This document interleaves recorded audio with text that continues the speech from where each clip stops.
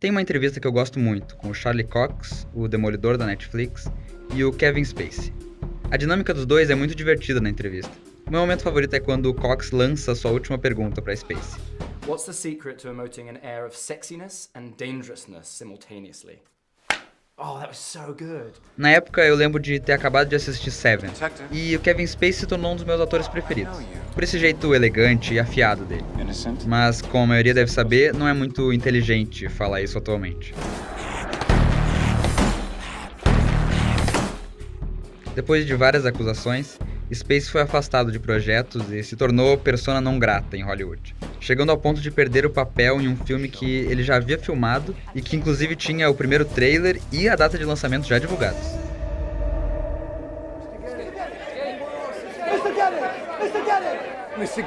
Existem algumas formas de olhar para essa situação, e eu, como fã, me vi num conflito.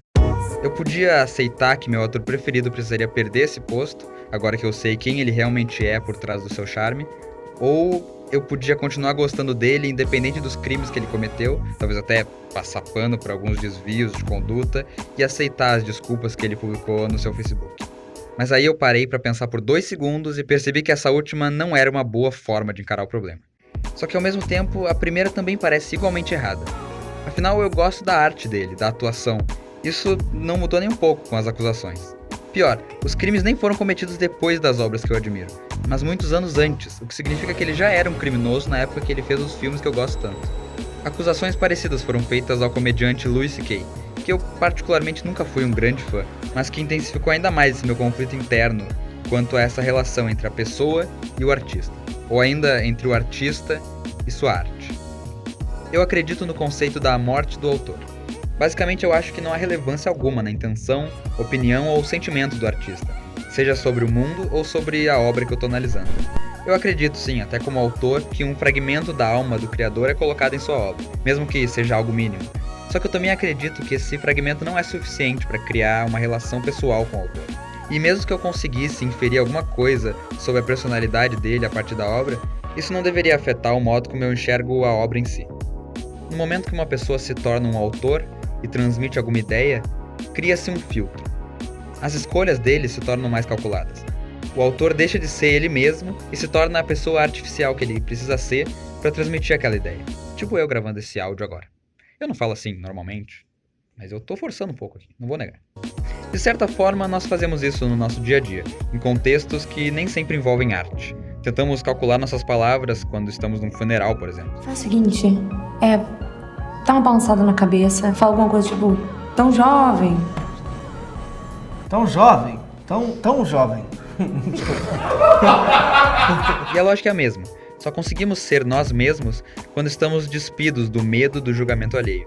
E as únicas pessoas que conhecem o nosso verdadeiro eu são aquelas que realmente nos conhecem. O problema com os artistas é que a mídia nos faz acreditar que conhecemos eles. Não necessariamente de uma maneira maliciosa, é algo bastante natural.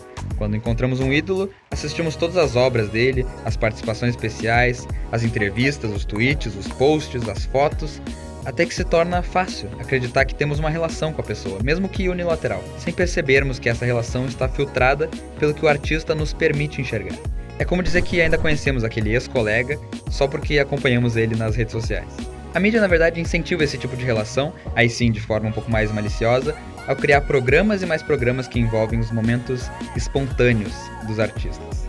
Vemos eles jogando joguinhos bobos, compartilhando histórias internas, ouvimos suas opiniões políticas, filosóficas, sabemos seus times de futebol, sabemos com quem são casados. É impressionante quando paramos para pensar em quantos programas na televisão brasileira, por exemplo, são dedicados a, entre aspas, humanizar os artistas. E as redes sociais, embora possam servir para revelar a verdadeira face das pessoas, também não demorou para ser cooptada para o mesmo objetivo de vender a própria imagem, seja por puro ego ou para manter sua marca viva até o lançamento do próximo produto. A verdade que vem disso é artificial, se trata apenas de mais uma performance. A única diferença é que foi menos ensaiada.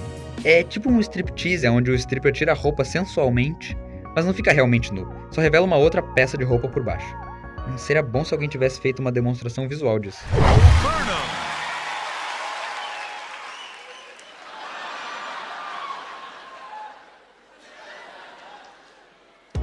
Esse é o Bo Burnham. ele provavelmente pode ser considerado um dos meus ídolos. E eu sinto que, se ele fosse descoberto como um pedófilo ou um racista, não seria coerente pra mim ficar ofendido pessoalmente.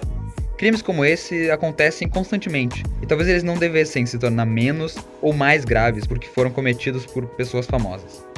Talvez num sentido social de exposição do problema realmente faça diferença, mas de um ponto de vista pessoal, em casos como esse, nenhum fã deveria se sentir traído pelo seu ídolo, e muito menos se colocar na posição de defender ele. A verdade é que todos nós temos ídolos, e a mídia só encontrou uma forma de capitalizar esse lado da nossa natureza. E o mesmo sistema que tentou humanizar Kevin Spacey em entrevistas engraçadinhas e espontâneas, agora vai usar as mesmas armas para jogar ele debaixo do ônibus e substituir o sentimento de amor por ódio. Aliás, é engraçado como o maior erro do pedido de desculpa do ator foi trazer exatamente uma questão absolutamente pessoal, como se a revelação sobre sua sexualidade fosse humanizá-lo de alguma forma. Nossos ídolos são só isso, ídolos. Não podemos tratá-los como se houvesse alguma relação além disso, só porque o artista respondeu alguma menção no Twitter, ou porque concordamos com a opinião política dele numa entrevista, ou porque assistimos ele cozinhar e almoçar enquanto conta histórias de infância. Não só artistas, mas celebridades em geral, personalidades públicas, a Dilma, o Bolsonaro, o Silvio Santos, a Joti, o Felipe Neto. A não ser que tu tenha uma relação com a pessoa que vá além do que ela deixa transparecer na mídia em que ela está, tu não conhece essa pessoa. We think we know you. We think we know you. We think we know you. We think we know you. We think we know you. We think we know you. We think